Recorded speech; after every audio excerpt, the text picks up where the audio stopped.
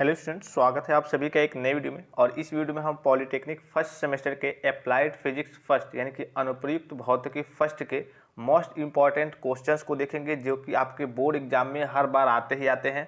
और जितने भी मैं आपको क्वेश्चंस बताऊंगा ये क्वेश्चंस आपके रिपीटेड क्वेश्चंस है, हर बार आपके बोर्ड एग्जाम में आते ही आते हैं। टॉप 25 क्वेश्चंस के बारे में बात करेंगे। इसके अलावा ये तो आपके 5-5 नंबर के क्वेश्चन हो जाएंगे, और इसमें आपके कुछ क्वेश्चंस होंगे जो आपके 2-2 नंबर में भी आ सकते हैं, और एक नंबर के इंपॉर्टेंट क्वेश्चंस के बारे में बात करेंगे। क्योंकि देखिए काफ़ी सारे बच्चों को लगता है कि काफ़ी ज़्यादा आसान होता है, थोड़ी थोड़ी ऊपर की चीज़ें पढ़ लेते हैं तो, लेकिन इसमें आपके आपके कल के डेरिवेशन भी आते हैं और न्यूमेरिकल्स भी आते हैं, और आपके जो नॉर्मल से डिफिनीशन हो गए और फार्मूले कभी कभी लिखने को हो गए वो तो आते ही हैं। तो सारी चीज़ों के बारे में डिटेल में डिस्कस करेंगे, और इसका सोल्यूशन आपको कहाँ मिलेगा, कैसे मिलेगा, वो भी मैं आपको सारी चीज़ें बताऊंगा। सबसे पहले आप क्वेश्चंस देख लीजिए। अगर आप इन क्वेश्चंस को तैयार कर लेते हैं तो आपकी 100% है कि हाँ 50 नंबर में आपके 25 नंबर 30 नंबर आएंगे ही आएंगे। इससे बाहर आपकी कुछ चीज़ें आएंगी नहीं, इसलिए कि हर बार ये रिपीटेड क्वेश्चन होते हैं, हर बार आते ही आते हैं। ठीक है, तो सबसे पहले यहाँ पे आपको दिख रहा होगा। हाँ, इसका एक और मैं आपको चीज़ बता दूँ। अगर आपको कम्युनिकेशन स्किल फर्स्ट का आपको लेक्चर चाहिए, इंपॉर्टेंट क्वेश्चंस वगैरह चाहिए, तो उसका लिंक मैं आपको वीडियो के डिस्क्रिप्शन बॉक्स में सबसे ऊपर दे दे रहा हूँ। वो सारी चीज़ आप जाकर के देख सकते हैं। सबसे पहले यहाँ देखिए, सबसे जो पहला क्वेश्चन है, mention the law of thermodynamics, यानी कि उष्मागतिकी के नियमों का उल्लेख कीजिए। ये सबसे इंपॉर्टेंट, इसको आप, चूंकि इसमें तो सभी जितने भी मैं क्वेश्चंस आपको बताऊंगा सब इंपॉर्टेंट ही बताऊंगा, ये नहीं कि आपके कभी नहीं आए हों या फिर नहीं आते हों। और ये एक तरीके से आउट क्वेश्चन मतलब क्या होता है, जो आपके पेपर में आएंगे ही आएंगे। जैसे इस साल आया, पिछली बार नहीं आया, उसके पिछली बार आएगा। तो जितने भी मैं क्वेश्चंस बताऊंगा, मान लीजिए कि मैं आपको 25 क्वेश्चन बता रहा हूँ, तो मान के चलिए कि 12 से 15 क्वेश्चन वो आपके एग्जाम में आएंगे ही आएंगे। उससे ज़्यादा हो सकते हैं लेकिन उससे कम नहीं होंगे। ठीक है, तो यहाँ देखिए, mention the laws of thermodynamics, यानी कि उष्मागतिकी के नियमों का उल्लेख कीजिए। इस क्वेश्चन को, जैसे कि उष्मागतिकी का आपको मालूम है कि शून्यवां नियम होता है, प्रथम नियम होता है, द्वितीय नियम होता है। तो इसको ऐसे भी पूछ सकता है कि उष्मागतिकी के शून्यवां नियम का उल्लेख कीजिए, या फिर उष्मागतिकी के प्रथम नियम को बताइए, या फिर उष्मागतिकी के द्वितीय नियम का उल्लेख कीजिए। ऐसे भी तो पूछ सकता है। तो अगर आप ये क्वेश्चन कर लेंगे, उष्मागतिकी के नियमों का उल्लेख कीजिए, तो उसमें आपके शून्यवां नियम आ जाएगा, प्रथम नियम आ जाएगा और द्वितीय नियम आ जाएगा। अब देखिए, इसका अगर आपको सॉल्यूशन चाहिए अच्छे तरीके से, मतलब कि इसका लेक्चर चाहिए, तो वीडियो के डिस्क्रिप्शन बॉक्स में मैं आपको दूसरे नंबर पे जो लिंक दिख रहा होगा, वहां पे मैं इसका लेक्चर का जो लिंक है वो मेंशन कर दूंगा, काफ़ी सरल और आसान भाषा में। अगर अभी तक आपने नहीं पढ़ा है तो उसको अगर आप देख लेंगे तो कोई दिक्कत नहीं होगी। उष्मागतिकी होता क्या है, तो इंजीनियरिंग विज्ञान की वह शाखा जिसके अंतर्गत हम उष्मा के स्थानांतरण, रूपांतरण आदि के बारे में पढ़ते हैं और चीज़ों के बारे में पढ़ते हैं, यानी कि उसमें उष्मा के बारे में आपका पढ़ा जाता है, उसी को उष्मागतिकी कहते हैं। तो उष्मागतिकी का आपसे डिफिनीशन तो नहीं पूछेगा, ये आपका इस चैप्टर से ज़्यादा जो पूछता है वो यही पूछेगा कि उष्मागतिकी के नियमों का उल्लेख कीजिए। तो इसका लेक्चर का लिंक मैं आपको वीडियो के डिस्क्रिप्शन बॉक्स में सबसे ऊपर या फिर दूसरे नंबर पे पिन कर दूंगा, दे दूंगा, वहां से जाकर के आप देख सकते हैं। ठीक है, सभी का आपको सोल्यूशन भी प्रोवाइड किया जाएगा, लेकिन अभी पहले आप क्वेश्चन देख लीजिए और अपने आप को आंकिए कि हाँ अभी तक आप कितने में है, कितना कर लेते हैं, कितना आपने पढ़ा है। फिर नेक्स्ट क्वेश्चन क्या है, write the statement of Kelvin, Planck and Clausius. देखिए यहाँ पे ये आपका जो है उष्मागतिकी के चैप्टर से है और उसी का नियम है, और उसी के नियम में जो आपका एक नियम है, उसी में जो आपके एक नियम के दो वैज्ञानिक उसका कथन दिए हैं, उसी का, जैसे कि केल्विन प्लैंक तथा क्लासियस के कथन को लिखिए। ये आपका उष्मागतिकी चैप्टर का है। तो डायरेक्टली आपका अगर ऐसे भी पूछ सकता है, जो पहले मैंने आपको क्वेश्चन बताया तो उसमें सारे आ जाएंगे। ठीक है, या फिर अलग से भी पूछ सकता है कि उष्मागतिकी के शून्यवां नियम को बताइए, या फिर प्रथम नियम को बताइए, या फिर द्वितीय नियम को बताइए। तो ये एक नियम जो है प्रथम या फिर द्वितीय में, ये दोनों चीजें हैं, केल्विन प्लैंक तथा क्लासियस का कथन है, वो आपको याद करना पड़ेगा। कभी डायरेक्टली ऐसे भी पूछ देता है बाहर से कि हाँ केल्विन प्लैंक तथा क्लासियस के कथन को लिखिए, या फिर बताइए, या फिर समझाइए। फिर नेक्स्ट क्वेश्चन क्या रहने वाला है, describe the working of the Carnot cycle, Carnot चक्र की क्रियाविधि का वर्णन कीजिए। ये भी काफ़ी ज़्यादा इंपॉर्टेंट है, ये भी आपके हर बार करिए कि एक बार गैप देके रिपीट जरूर करता है क्वेश्चन। फिर नेक्स्ट क्वेश्चन है आपका, describe isothermal process and adiabatic process with examples. ये भी देखिए, ये आपके क्वेश्चन कभी कभी क्या होता है 2 नंबर में दे देता है। ठीक है, अगर 5 नंबर में देगा, दोनों चीज़ें देगा तो 5 नंबर में देगा, लेकिन कभी कभी एक एक करके, जैसे आइसोथर्मल प्रोसेस पूछ दिया तो 1 नंबर में पूछ देगा, या फिर 2 नंबर में पूछ देगा, या फिर एडियाबैटिक प्रोसेस पूछ देगा, ये भी 1 नंबर में या फिर 2 नंबर में कोई पूछ देगा। अगर एक ही साथ दोनों देगा तो कभी कभी 5 नंबर में पूछ देता है। तो यानी कि समतापी प्रक्रम और रोधोष प्रक्रम को उदाहरण सहित परिभाषित कीजिए। फिर नेक्स्ट क्वेश्चन क्या आपका, define surface tension and state its unit, यानी कि पृष्ठ तनाव की परिभाषा दीजिए तथा इसका मात्रक भी बताइए। काफ़ी इंपॉर्टेंट है, ये तो पक्का है। इससे आपका एक क्वेश्चन जरूर पूछेगा सरफेस टेंशन या फिर इसका मात्रक बीमा पूछ दे, ठीक है, 1 नंबर में। या फिर कहिए कि इसका मात्रक बीमा नहीं तो इसका डिफिनीशन पूछ दे, या फिर इसका डिफिनीशन नहीं तो इसकी डायरेक्ट मतलब यूनिट पूछ दे, मतलब कि इकाई। ये सारी चीज़ें मतलब इससे एक क्वेश्चन आपका उठाएगा ही उठाएगा। फिर है आपका डिफाइन विस्कोसिटी कोफिशिएंट, यानी कि श्यानता गुणांक की परिभाषा दीजिए। ये भी देखिए जैसे कि ऊपर मैंने आपको क्वेश्चन बताया तो सेम ऐसे है, इसका भी आपके बीमा पूछ सकता है, मात्रक बीमा पूछ सकता है, या फिर इसका डिफिनीशन पूछ सकता है, और इसका एक डेरिवेशन भी आता है जो आगे आपको देखने को मिल जाएगा इसी से रिलेटेड, वो भी आपसे पूछा जा सकता है, ठीक है।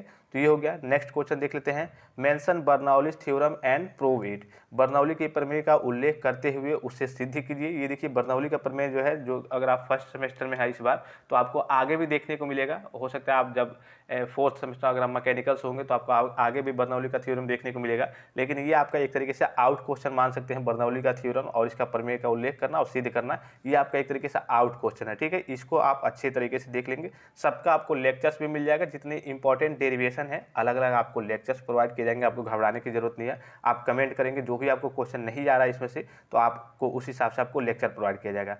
फिर right stroke loss and derive the formula for terminal velocity, यानी कि स्टोक का नियम लिखिए और सीमांत वेग के लिए सूत्र का निगमन कीजिए। ये भी आपका इंपॉर्टेंट है।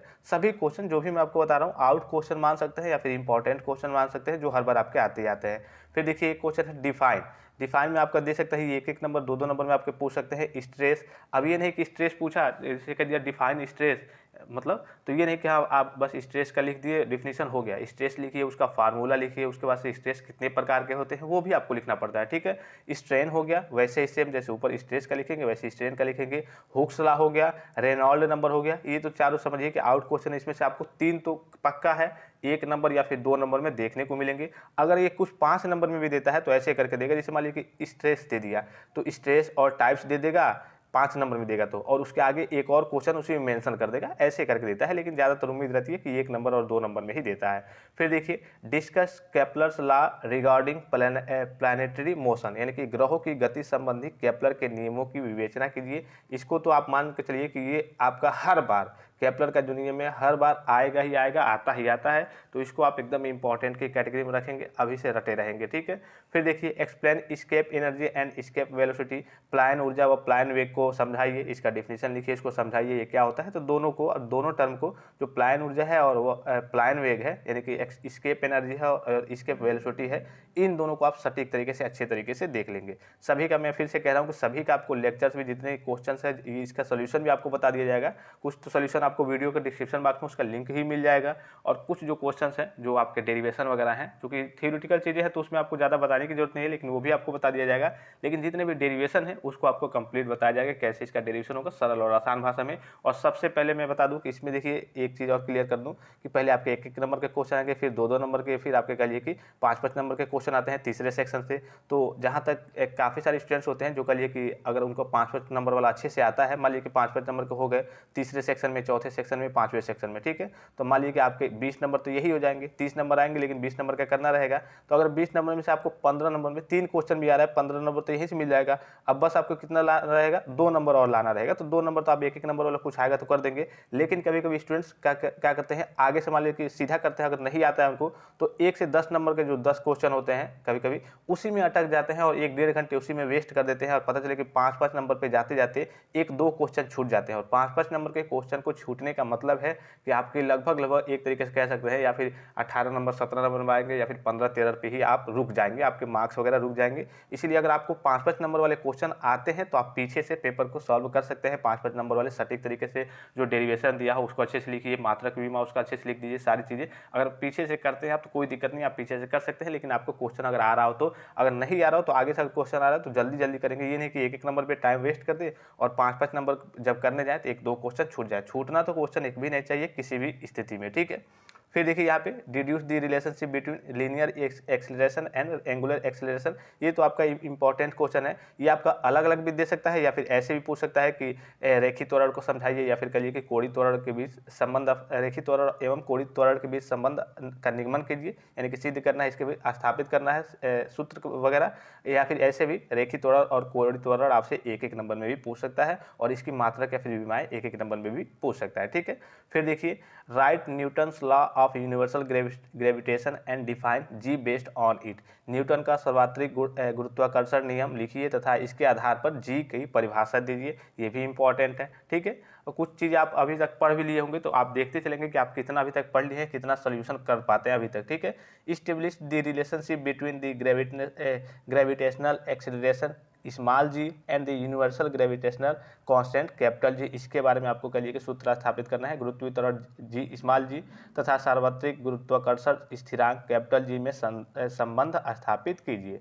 फिर नेक्स्ट क्वेश्चन है आपका discuss the change in the value of gravitational acceleration capital G with the height from the earth surface. इसका देखिए क्वेश्चन दो तरीके से पूछता है। ये तो आपका हो गया कि पृथ्वी के तल से ऊंचाई के साथ गुरुत्वीय त्वरण स्मॉल जी के मान में होने वाले परिवर्तन की विवेचना कीजिए, और एक होता है पृथ्वी के तल से मतलब गहराई यानी कि नीचे जाने पर गुरुत्वीय त्वरण जी के मान में होने वाले परिवर्तन की विवेचना कीजिए। तो ऊंचाई पे और नीचे जाने यानी गहराई पे जाने दोनों के बारे में पूछ सकता है, इसका सूत्र वगैरह आपसे पूछता है, तो दोनों क्वेश्चन आप इसका देख लेंगे। ठीक है, फिर देखिए definition of torque with example, उदाहरण से टॉर्क की परिभाषा दीजिए। Write the principle of angular momentum conservation, कोणीय संवेग संरक्षण सिद्धांत को लिखिए। Mention the merits and demerits of dimensional analysis, विमीय विश्लेषण के गुण और दोषों का उल्लेख कीजिए। ये आपके पहले चैप्टर से है यूनिट्स एंड डायमेंशन से, तो ये आपका इंपॉर्टेंट है। आपका कह लिए कि विश्लेषण का कह लिए कि गुण और दोषों का उल्लेख करने के लिए देता है। या फिर एक और क्वेश्चन है यहाँ पे explain the dimensional formulas and limitations of dimensional analysis of any physical quantity, यानी कि किसी भौतिक राशि की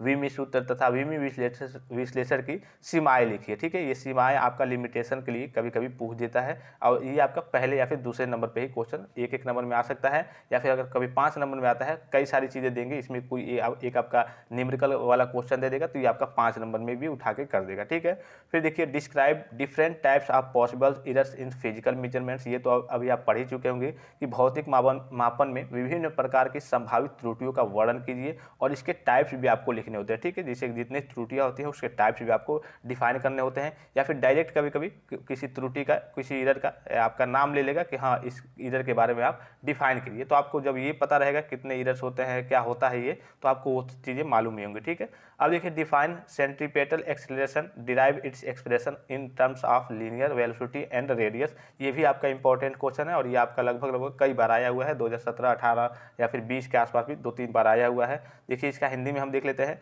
अभिकेंद्रित त्वरण को परिभाषित करें, इसकी अभिव्यक्ति रैखिक वेग तथा त्रिज्या के पदों में व्युत्पन्न कीजिए। और इसी क्वेश्चन को देखिए एक और ये आपका पूछता है कि अभिकेंद्रित त्वरण की परिभाषा दीजिए।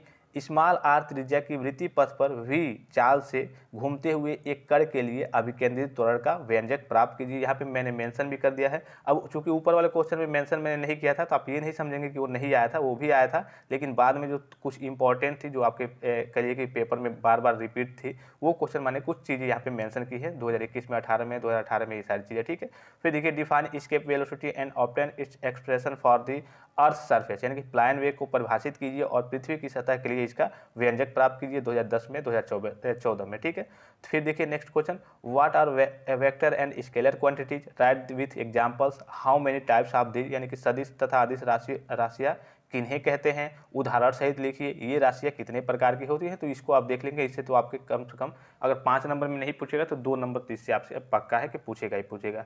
फिर देखिए right the principle of energy conservation with examples, ऊर्जा संरक्षण का सिद्धांत उदाहरण सहित लिखिए। फिर देखिए mention the work energy theorem and prove it, ये आपका एकदम इंपॉर्टेंट कर लीजिएगा। कार्य ऊर्जा प्रमेय का उल्लेख कीजिए तथा इसे सिद्ध कीजिए, इसको आप एकदम इंपॉर्टेंट की कैटेगरी में कर लीजिएगा। फिर देखिए define friction and its types, यानी कि घर्षण को परिभाषित कीजिए तथा इसके प्रकारों का उल्लेख कीजिए। फिर नेक्स्ट क्वेश्चन है, यहाँ आप देखिए इसको कहते हैं रो, यानी कि घनत्व और कैपिटल टी यानी कि पृष्ठ तनाव वाले द्रव की सतह पर बने लघु तरंगों की चाल v equal to under root में है आपका 2 पाई टी अपान में है रूट लैम्डा है जहां लैम्ब्डा तरंगदैर्घ्य है, वीमी विधि द्वारा इसकी प्रामाणिकता की पुष्टि की, यानी कि वीमी विधि द्वारा इसकी प्रामाणिकता की पुष्टि करना है। तो ये काफ़ी ज़्यादा आसान है और इम्पॉर्टेंट भी है, क्योंकि ये हर बार नहीं आता है, कभी 3 साल 4 साल पे एक बार करके दे देता है, लेकिन इसको आप पहले चैप्टर से जरूर देख लेंगे। ठीक है, अब देखिए यहाँ पे दिख रहा होगा कुछ 1 और 2 नंबर वाले, यहाँ पे देखिए कुछ 1 और 2 नंबर में आने वाले महत्वपूर्ण प्रश्न जो अधिकतर आपके आते रहते हैं। और मैं एक चीज़ आपको क्लियर कर दूं, अगर आपके 1-1 और 2-2 नंबर वाले 20 नंबर तक ये क्वेश्चन आएंगे, अगर वो आपके सही हो जाते हैं कि उसमें देखिए अगर 5 नंबर के क्वेश्चन आए हैं, आप कितना भी अच्छे तरीके से लिखते हैं तो 4 नंबर या फिर 3 नंबर में मिलेंगे। लेकिन अगर आप 1-1 नंबर और 2-2 नंबर वाले क्वेश्चन, जैसे कि किसी का पूछ दिया कि श्यानता गुणांक की विमा लिखिए, अब आपने सही से लिख दिया तो कंफर्म नंबर है कि उसमें तो आपको ये नहीं कि आधा दिया जाएगा या फिर कुछ काट लिया जाएगा, कंफर्म है। फिर 2 नंबर का कोई क्वेश्चन आ गया, उसमें पूछ दिया आपसे डेफिनेशन कि ये लिखिए, तो जाहिर सी बात है कि उसमें आपका नंबर कटेगा नहीं। तो अगर आपके अच्छे नंबर लाने हैं कि 40 प्लस नंबर लाने हैं, काफ़ी सारे स्टूडेंट्स का पिछली बार की बात करें तो 40 प्लस नंबर आया था, तो अगर आपके अच्छे नंबर चाहिए, आपको अच्छे नंबर चाहिए, तो 1-1 और 2-2 नंबर वाले क्वेश्चन आपको आने ही आने चाहिए। अगर 1-1 2-2 नंबर वाले क्वेश्चन आप शुरू में सही कर देते हैं तो जो एग्जामिनर चेक करेगा उसको भी लगेगा कि हाँ ये बच्चा फिजिक्स में तेज है, इसको सारे क्वेश्चन वगैरह 1-1 2-2 नंबर वाले आते हैं। तो जो 5-5 नंबर वाले क्वेश्चन चेक करेगा तो किसी में आपको 5 नंबर अगर आपने अच्छे से लिखा होगा, किसी में 4 नंबर, और इस केस में आपका 40 प्लस मार्क्स आने के ज़्यादा आसार रहते हैं। तो 1-1 और 2-2 नंबर वाले क्वेश्चन देखिए, मैंने कुछ आपको जो हर बार रिपीटेड होते हैं या फिर जो कह लिए कि आपकी बीमा वगैरह पूछी जाती है, या फिर 1-1 नंबर 2-2 नंबर में जो डिफिनेशन पूछे जाते हैं, ये आपके हर बार रिपीटेड आते हैं, अधिकतर आते ही रहते हैं और ये इंपॉर्टेंट भी होते हैं। इसके बारे में हम नेक्स्ट वीडियो में, इस लेक्चर को हम नेक्स्ट वीडियो में कवर करेंगे और इसका 1-1 जो 2-2 नंबर वाला है वो सॉल्यूशन के साथ देखेंगे। और जितने मैंने आपको ऊपर बताए वो अधिकतर आपके 5-5 नंबर में आते हैं और कोई कोई क्वेश्चन आपके 2-2 नंबर में भी आ जाते हैं। तो उसका अगर आपको सॉल्यूशन चाहिए तो आप कमेंट करके पूछेंगे तो आपको सॉल्यूशन भी मिल जाएगा। और अगर आपको आता होगा तो अच्छी बात है, कोई दिक्कत नहीं है, चलिए आपको आता है तो। या फिर अगर कुछ लेक्चर्स आपको चाहिए तो वीडियो के डिस्क्रिप्शन बॉक्स में सबसे ऊपर आपको लिंक दिख रहा होगा, तो वहाँ पे आपको कुछ आपके इसके सॉल्यूशंस भी मिल जाएंगे। अप्लाइड फिजिक्स फर्स्ट का जो, जैसे कि आपको ऊष्मागतिकी का नियम हो गया, उसके लेक्चर्स आपको मिल जाएंगे सरल और आसान भाषा में, जिससे कि आपको समझ में आ जाए। आशा करता हूँ कि ये लेक्चर आपको अच्छा लगा होगा। और भी कोई जानकारी चाहिए तो आप कमेंट करके पूछ सकते हैं। फिलहाल इस वीडियो में इतना ही, इजाजत दीजिए, धन्यवाद, थैंक्स फॉर वॉचिंग, मिलते हैं नेक्स्ट वीडियो में।